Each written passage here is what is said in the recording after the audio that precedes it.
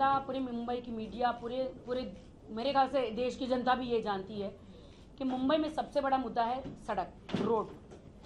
यहाँ पे इंसान पैदा होता है, आता है, जाता है, जिंदा होता है, मर जाता है, लेकिन मुंबई की जो सड़कें हैं वो कभी ठीक नहीं होती। उसके जो गड्ढे हैं वो कभी ठीक नहीं होते। बारिश में मुंबई की हालत इतनी बदतर हो जाती है, इतनी बुरी हो जाती है कि स्लम्स एरिया में जो पानी है वो उनके घरों तक घुस जाता है। आप बताइए किसका काम है?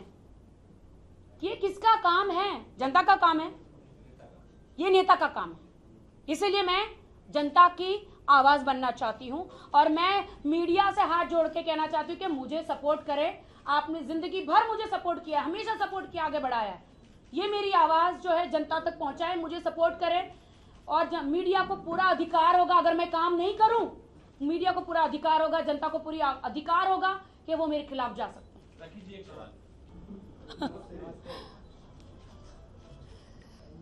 नमस्कार, मैं हूं राखी सावंत और सबको बताना चाहती हूं कि मैं इस साल लोकसभा चुनाव लड़ रही हूं।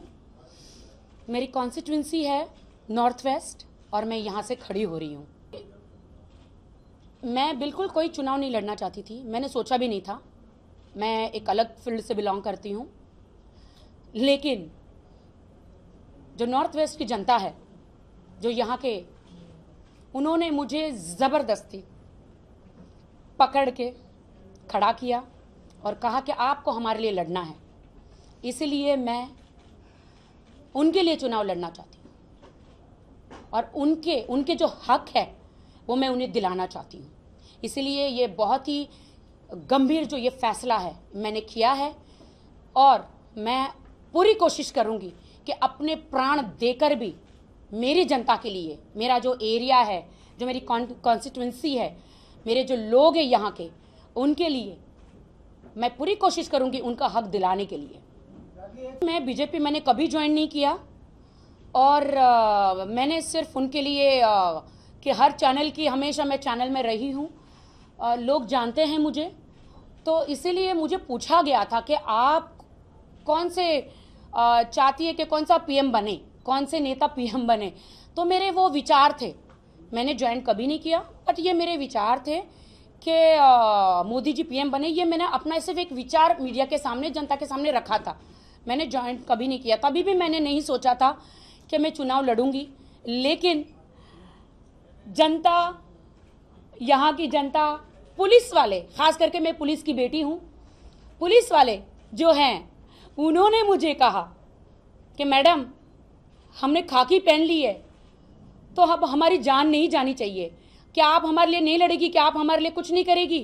कोई हमें पूछता नहीं है, कोई हमारे लिए कोई कुछ करता नहीं है। आप एक पुलिस वाली की बेटी हो, आप एक पुलिस वाली की बेटी हो, क्या हमारे लिए कुछ नहीं करेगी? तो मैंने कहा कि क्या बोल रहे हैं, मैं क्या कर सकती हूँ?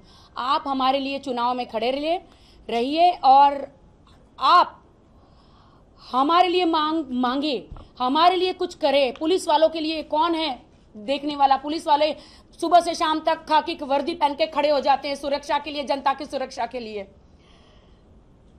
हम रात को थक के घर पे जाते हैं, सुबह हो जाती वापस ड्यूटी पे जाते हैं, हमारे बच्चे कब बड़े हो जाते हैं हमें पता ही नहीं चलता, फिर भी हमें जनता की गालियां मिलती है।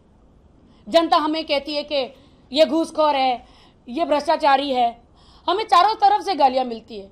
तो क्या राखी जी, आप एक पुलिस वाली की बेटी हो और आप हमेशा न्यूज में बोलती हो, तो क्या आप हमारे लिए नहीं लड़ेगी? मुझे बहुत चोट लगी, मुझे ऐसा धक्का पहुंचा कि ये बात बिल्कुल सच है, इसलिए मैं खड़ी हुई। यहाँ की जनता, मुझे नहीं लगता किसी कॉर्पोरेटर के पास जाती है, मुझे नहीं लगता कि किसी एमपी के पास जाती है या किसी एमएलए के पास जाती है, सबसे पहले मेरे पास आती है वो, क्योंकि वो लोग वहां पे जा के थक गए, उनकी कोई सुनने वाला नहीं है। तो ये मेरे पास आई है, मुझे कहा राखी जी आप बहुत बोलती है देश के लिए, जनता के लिए, तो आप हमारे लिए खड़ी क्यों नहीं हो जाती? आप हमारे लिए आवाज क्यों नहीं उठाती? आप चुनाव लड़िए, हम आपके साथ हैं। तब मैंने डिसीजन लिया, चलो ठीक है। कुछ दिनों पहले इसका जवाब दे दूं प्लीज, फिर मैं आपके बात का जवाब दूंगी। बिल्कुल, मैं तो आज भी बीजेपी की इज्जत करती हूँ, राजनाथ सिंह जी की इज्जत करती हूँ, मैं उन सबकी इज्जत करती हूँ। मैं तो इतना ही कहूंगी कि वो समंदर है तो मैं एक छोटी सी नदी हूं, वो पेड़ है तो मैं एक छोटी सी शाखा हूं। है ना, मैं आज भी इज्जत करती हूँ, मैं उनके खिलाफ हूं ही नहीं।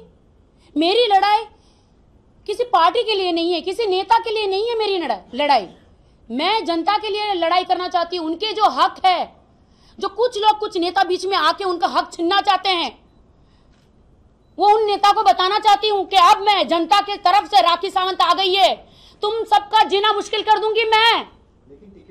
देखिए, ये हरे कपड़े हम लोग, ये ग्रीन सिग्नल है जनता के लिए, शुभ माना जाता है, शुभ माना जाता है। और इसीलिए बिल्कुल आप देख सकते हैं, मैं उठ के बता सकती हूँ मैं कि ये ग्रीन सिग्नल है जनता के लिए कि आपने मुझे खड़ा किया है, जनता ने मुझे खड़ा किया है चुनाव लड़ने के लिए, लोकसभा के लिए। तो ये हरा कपड़े हैं मेरे, शुभ है। अब आपके लिए मैं लड़ूंगी और आपका हक मैं आपको दिलाऊंगी। मुझे एक मौका मिले, मैं आपके लिए चौका छक्का मार के दिखाऊंगी। बॉलीवुड से हूं और डेफिनेटली मैंने छोड़ दिया है बॉलीवुड, लेकिन अभी आगे देखेंगे क्या होता है, मुझे नहीं पता है।